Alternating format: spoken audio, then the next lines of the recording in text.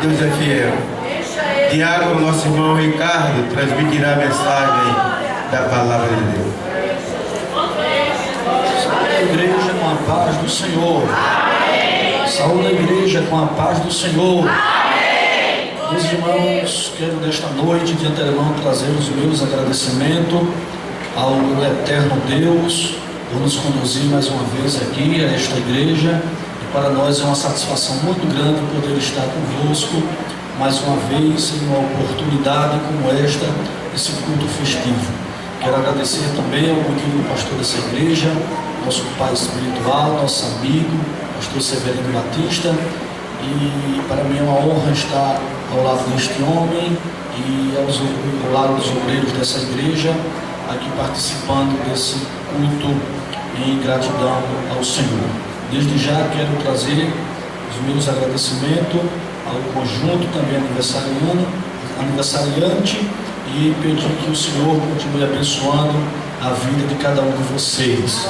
Estivemos aqui no mês passado e eu acho que os irmãos já estão enjoados de nós, mas o Senhor é bom e Ele sempre tem uma palavra nova para os nossos corações. Amém, meus irmãos? Eu creio que nesta noite o Senhor trará algo de Deus para o nosso coração. Cheguei um pouco tarde porque saímos tarde, houve um contratempo, mas chegamos e aqui estamos para dizer que o Senhor é bom nesta noite. Amados e queridos irmãos, por bondade as horas passam e não esperam por nós. Eu gostaria que os irmãos, por gentileza, pegassem a sua Bíblia comigo e abrissem comigo nesta noite para meditarmos em 2 versículos. Abra a sua Bíblia comigo no Hinário de Israel, que é o livro dos Salmos, um salmo bastante conhecido, mas eu quero nesta noite entrar em conformidade com esta palavra, com o tema que está sendo abordado nesta noite. Salmo 103, versículo de número 13 e 14. Salmos 103, versículo de número 13 e o versículo de número 14. Muito fácil de encontrar. Todos que encontraram por bondade digam amém. Amém. Nos diz a palavra do Senhor: como um pai que se compadece de seus filhos, assim o Senhor se compadece daqueles que o temem, pois Ele conhece a nossa estrutura e lembra-se de que somos pó. Amém, meus irmãos? Queridos e amados irmãos, este salmo é um salmo que nós podemos refletir algo em relação aos atributos de Deus, as características de Deus. A maioria dos salmos foram escritos pelo salmista Davi, e a maioria deles, e por que não dizer todos eles, este salmo escrito para engrandecer e louvar a pessoa bendita do Senhor. Meus irmãos, dentro destes salmos que estamos lendo, que ora lido, no Salmo 103, o versículo 13 e o versículo 14, nos traz a compreender 3 atributos de Deus, ou 3 características de Deus para com a nossa vida. Primeiro, quando o salmista, inspirado pelo Senhor e pelo Espírito Santo, quando compôs este salmo, ele diz: assim como um pai que se compadece dos seus filhos, assim o Senhor se compadece daqueles que o temem. A primeira verdade que eu encontro aqui, ora escrita, narrada por este salmista, é quando ele diz que Deus é um Deus que se compadece. Observe que ele diz: assim como um pai que se compadece do seu filho que o temem, assim o Senhor se compadece dos seus filhos que o temem. Amados e queridos irmãos, esta palavra compadecer é oriunda do termo hebraico que significa raban, verbo que significa ter compaixão, ter misericórdia, ter amor. Então, quando o salmista diz que o Senhor, Ele se compadece dos seus filhos que o temem, dos seus filhos que Ele ama, dos seus filhos que Ele respeita, Ele considera, o Senhor se compadece, ou seja, o Senhor usa de misericórdia, o Senhor usa de bondade, o Senhor usa de compaixão para com os seus filhos. Ora, qual o pai que não ama o filho que também lhe ama, ainda que seu filho venha fazer alguma coisa errada, mas por amor o seu pai não deixa de amar. Quem é pai nunca deixa de ser pai, e quem é filho nunca deixa de ser filho. Você lembra do filho pródigo quando sai da sua casa e pede tudo quanto a parte que lhe cabia, e ele pegando tudo quanto tinha. A Bíblia diz que ele foi embora e gastou a sua fortuna com as meretrizes, com as prostitutas, e depois que gastando tudo quanto tinha, o seu filho pensou em voltar para a sua casa, e a Bíblia diz que ele volta para a casa do seu pai.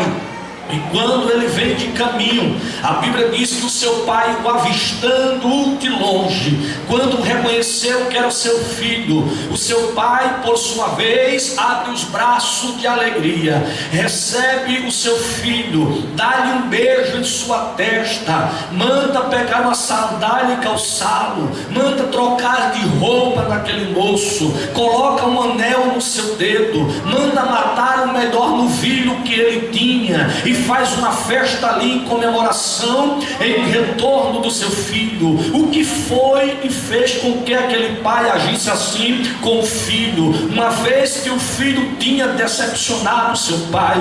Foi o amor que o seu pai tinha no seu coração pelo seu filho, foi a bondade, foi a misericórdia. Então o salmista disse que da mesma forma é Deus para conosco. O Senhor se compadece de nós que tememos o seu nome. Queridos e amados irmãos, já dissera que a palavra compadecer, ela tem a sua raiz primitiva de bondade, de misericórdia. E se nós formos olhar à luz das sagradas escrituras, o livro do Salmo 136 é o salmo que mais revela-nos acerca da misericórdia de Deus, acerca da bondade e do amor de Deus. Quando o salmista ele começa escrevendo este salmo, ele diz assim: louvai ao Senhor dos senhores, porque Ele é bom, porque a sua benignidade dura para sempre. Dai graça ao Deus dos deuses, porque o Senhor é bom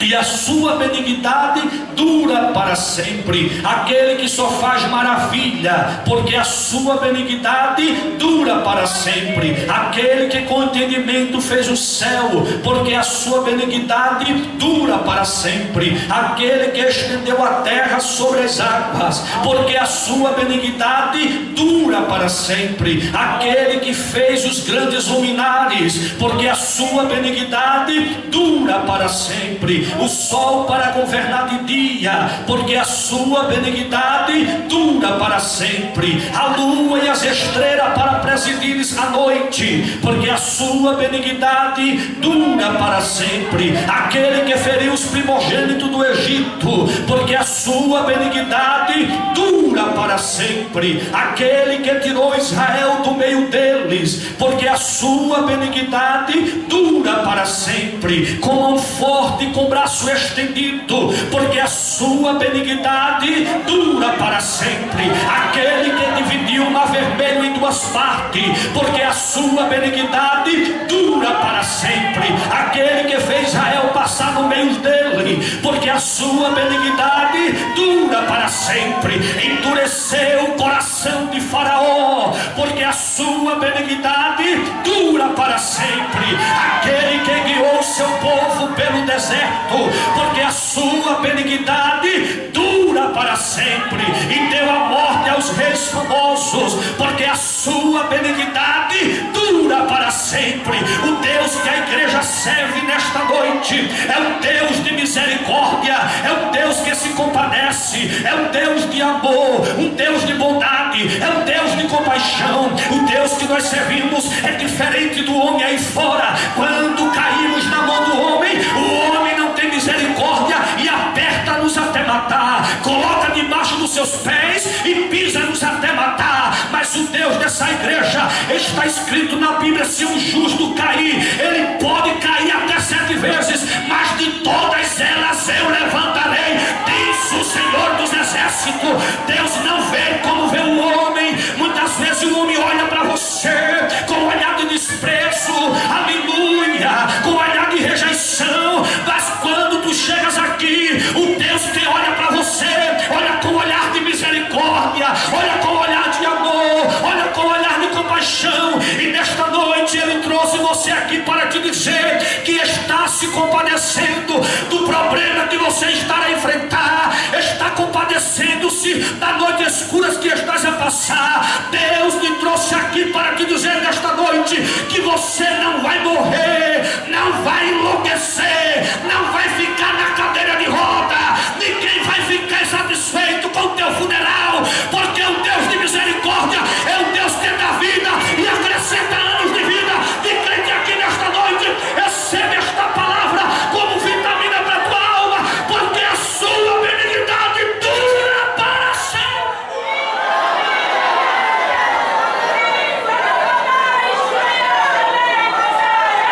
Oh, eu sinto a presença de Deus aqui nesta noite. Eu sinto a presença dele. Vá adorando a Ele, adorando. Você pode adorar a Ele aqui nesta noite.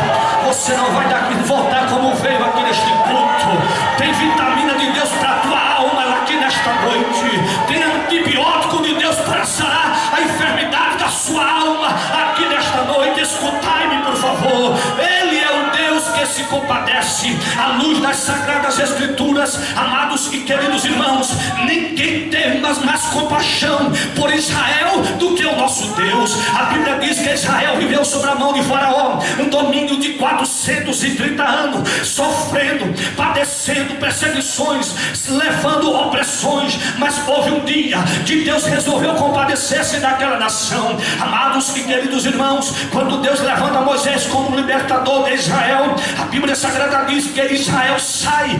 Mais de 1 milhão de pessoas saíram do Egito em direção à terra de Canaã, uma terra que emanava leite e mel, uma terra abençoada que Deus preparou para receber o seu povo. Mas no percurso da jornada, no período de 40 anos, andando no sol causticante no deserto, andando no frio terrível da noite no deserto, alguém poderia vir a morrer, mas não morreu, porque Deus cuidou do seu povo no deserto. Escutai-me, por favor. Durante o dia, o sol causticante poderia até matar as crianças devido ao grande calor, aleluia, do deserto. Mas sabe o que aconteceu? Deus se compadeceu daquele povo. De que forma, pregador? A Bíblia Sagrada diz que Deus preparou uma nuvem de glória, e esta nuvem guiava o povo durante o dia. Aonde o povo andava, a nuvem andava também. Se o povo parava, a nuvem parava. Se o povo voltava para trás, a nuvem voltava para trás. Se o povo ia para a direita, a nuvem ia para a direita. Se o povo ia para a esquerda, a nuvem ia para a esquerda. Se o povo prosseguisse, a nuvem prosseguia. Mas qual era a intenção? É para imparar Israel do grande calor do sol. Deus cuidou de dia, Deus cuidou de dia daquele povo, dando livramento da morte do grande sol. Mas e a noite, o que Deus fez? O Deus que cuida de dia é o Deus que cuida de noite, porque a Bíblia diz que uma noite o Senhor acampava uma coluna de fogo sobre Israel para aquecer devido ao frio. Aí é que eu entendo que Deus cuida do crente de janeiro a dezembro, do dia 1º até o dia 31, da segunda até o domingo. Ele é o Deus do domingo, da segunda, da terça, da quarta, da quinta, da sexta, do sábado, do feriado. Ele é o Deus de janeiro, de fevereiro, de março, de abril, aleluia, e excessivamente. É um Deus que cuida na entrada, cuida na saída. O salmista, certa feita, ele disse: o Senhor guardará a minha entrada e a minha saída desde agora e para sempre. Escutai-me uma coisa aqui nesta noite. Ele é o Deus que se compadece, e Ele diz pela sua palavra: eu tenho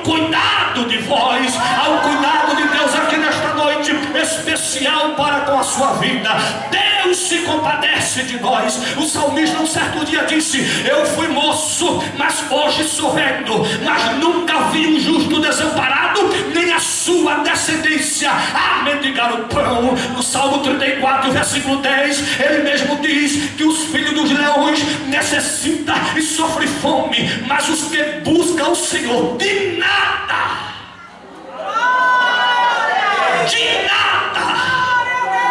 tem de lhe faltar. Os que buscam a Deus não sentem falta de nada, porque Ele é um Deus que provê todas as coisas.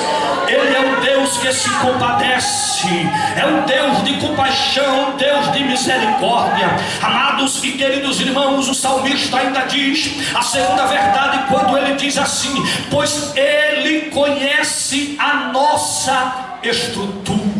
Escute-me uma coisa aqui nesta noite: ninguém nos conhece melhor do que Deus. Deus conhece a mim e a você melhor do que nós mesmos. Por quê? Porque foi Ele quem nos formou, foi Ele quem nos criou. Aleluia. A palavra conhecer é oriunda do termo grego que significa iese, uma forma ou formativo de imaginação com propósito. Ou seja, Deus nos fez com um propósito aqui nesta terra. Você não é fruto do acaso. Você não veio a este mundo aqui por acaso, simplesmente porque o seu pai teve uma relação com a sua mãe. Você veio aqui porque é o propósito de Deus. E lá dentro do útero, lá no ovário, no útero da sua mãe, aleluia, já houve uma briga, já houve uma disputa muito grande, e você conseguiu romper todos os óvulos que concorriam contigo.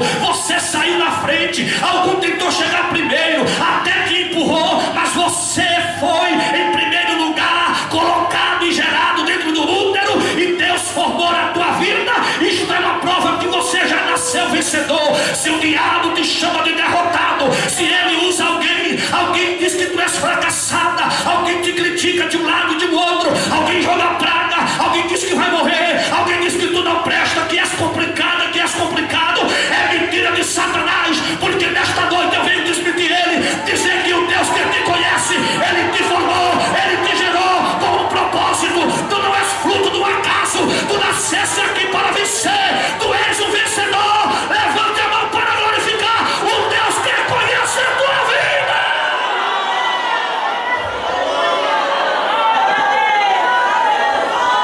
Confere teu irmão de lado assim, diz: ele te conhece, irmão.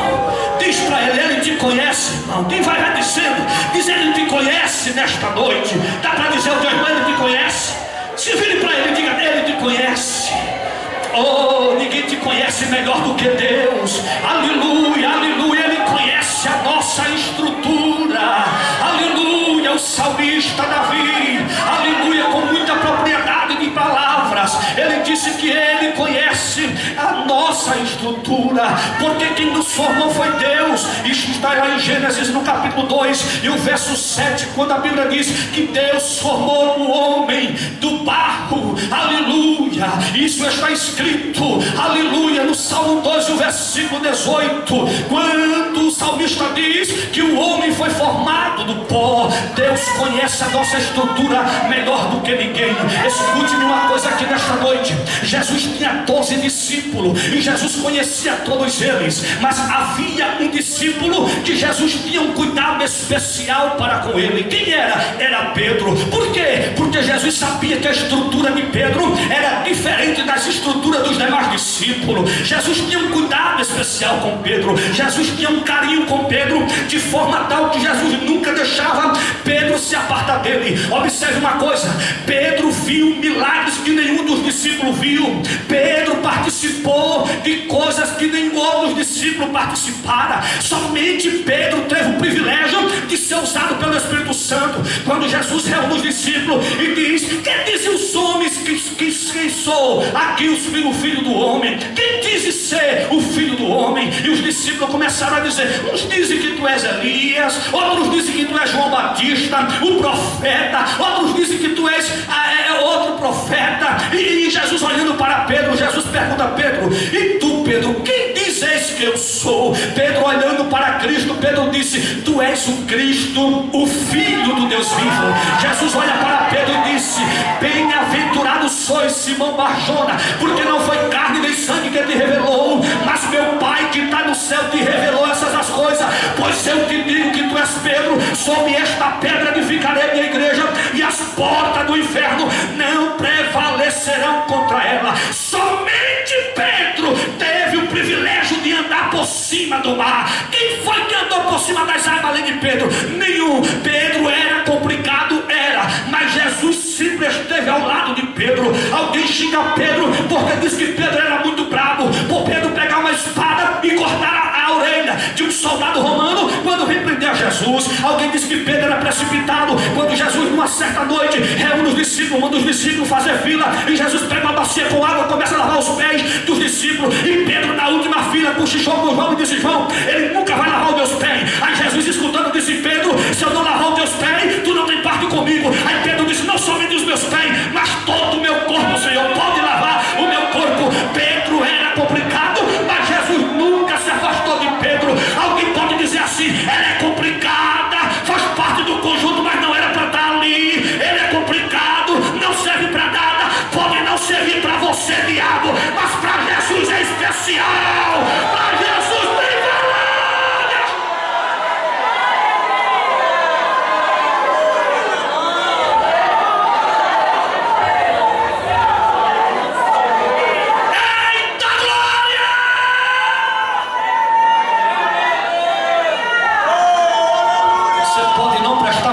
Mas para Jesus é especial aqui nesta noite. Você pode ser complicada, mas para Jesus tu tem valor. Jesus ainda trabalha moldando o caráter de crente complicado. Aleluia, aleluia, irmão. Jesus tinha motivo de desprezar Pedro. Um certo dia, na hora mais que Jesus precisou de Pedro, Pedro farrapou com o mestre. Jesus chamou 3 dos seus discípulos para orar com ele. Subiram ao monte, ao Getsemane. Jesus disse: Pedro, João, Tiago, fica aqui orando, interceda comigo, que eu vou ficar à parte ali com o Pai. E Jesus subiu e começou na oração. Dias antes de Jesus ser entregue nas mãos dos inimigos, quando Jesus ora, quando vai descendo o monte de madrugada, Jesus pegou Pedro roncando com os discípulos. Jesus toca nele e diz: levantai-vos, vão orar comigo, me ajudem em oração. Pois não, mestre, desculpe, mestre, nós vamos orar. Jesus sobe mais uma vez para o monte e vai orar. Jesus, quando desce, pega mais uma vez Pedro e os discípulos dormindo. Jesus coloca eles, aleluia, para acordar e diz: vão orar comigo, me ajudem, pessoal. Aleluia, eu preciso de vocês. Não, mestre, não se preocupe, não, mestre, nós vamos orar. E Pedro começa a orar. Jesus sobe mais uma vez ao monte. Quando Jesus desce pela terceira vez, está mais uma vez os discípulos dormindo. Ou seja, Pedro farrapou com Jesus. Pedro, aquele a quem Jesus protegeu quando o diabo quis acabar com a vida dele. Um certo dia Jesus chegou para Pedro e disse: Pedro, vem cá, meu filho. Pois não, mestre. Jesus disse: Pedro, Satanás, aqui para nós dois, Satanás me pediu para cirandar contigo como faz com o trigo. Sabe o que significa a palavra cirandar no grego? Significa provocar. Sabe o que é que o diabo queria? Mestre, deixa eu provocar a fé de Pedro, deixa eu chacoalhar ele. Jesus disse: não, com Pedro não. Jesus sabia, irmão, que Pedro era um crente, que qualquer coisinha abria a boca e discutia e brigava para se desviar no momento. Por isso que Jesus não deixava Pedro. Aqui tem muitos Pedro, aqui tem Pedro bravo, aqui tem Pedro complicado, aqui tem Pedro rebelde. Mas tem uma coisa: Jesus não vai abrir mão de nenhum, de nenhum, de nenhum. Ele vai trabalhar com o teu caráter.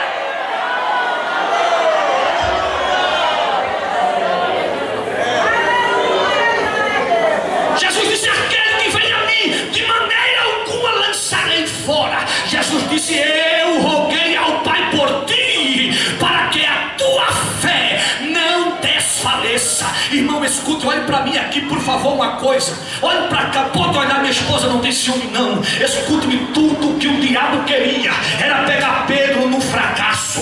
Tudo que Satanás queria era fracassar a fé de Pedro e matar Pedro. Por quê? Escute-me uma coisa: o diabo sabe do plano que Deus tem na minha e na sua vida.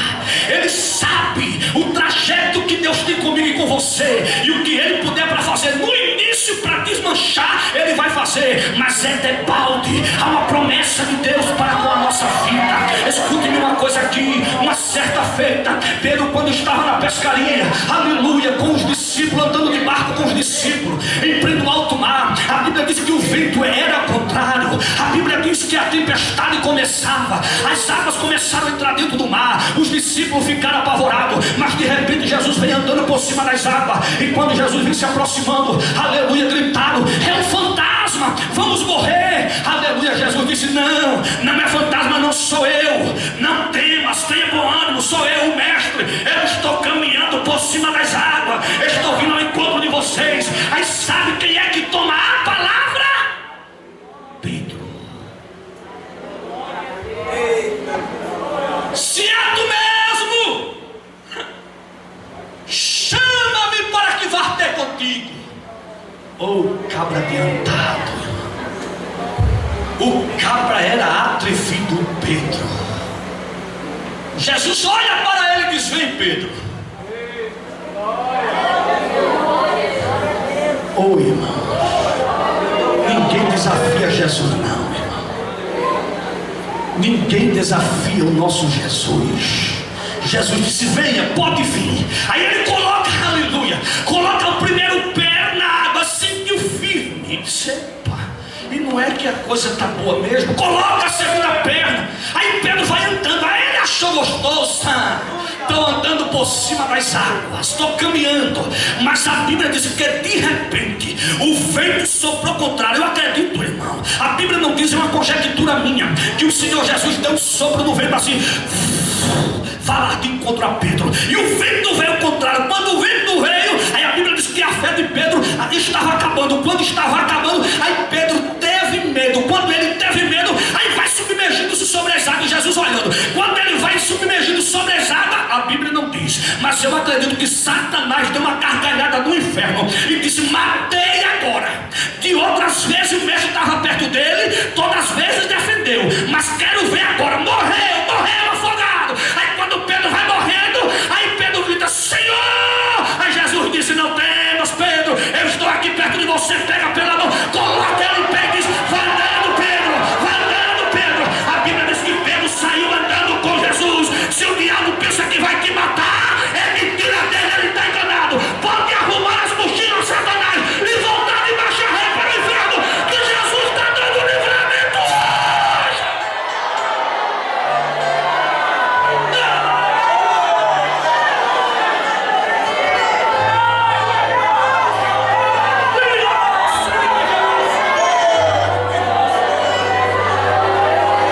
Eu acho interessante é que na primeira ida Pedro foi só, mas quando ele veio, ele não voltou só, ele voltou com Jesus. Tu estás andando só porque o Senhor está permitindo para uma experiência, mas tem uma coisa: Jesus está de longe olhando para você, ó. Você está andando só pelo mar da vida, o vento está contrário, a fé está lá embaixo e Jesus somente está olhando para você, mas tem uma coisa: não vai morrer.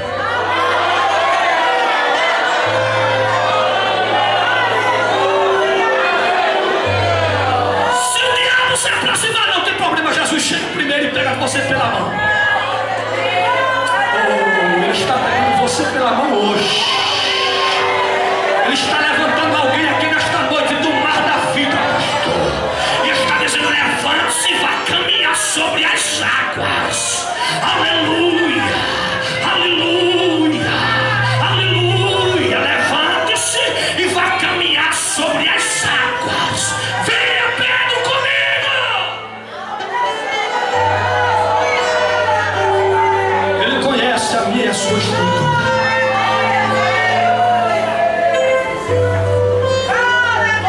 Jesus é preso, é julgado.